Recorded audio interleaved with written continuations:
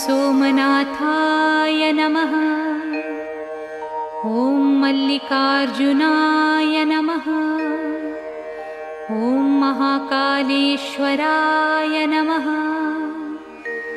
ॐ ओंकारेश्वराय नमः। ॐ वैद्यनाथाय नमः। ॐ भीमशंकराय नमः।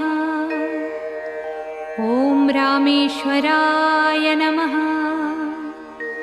ॐ नागेश्वराय नमः। ॐ विश्वेश्वराय नमः।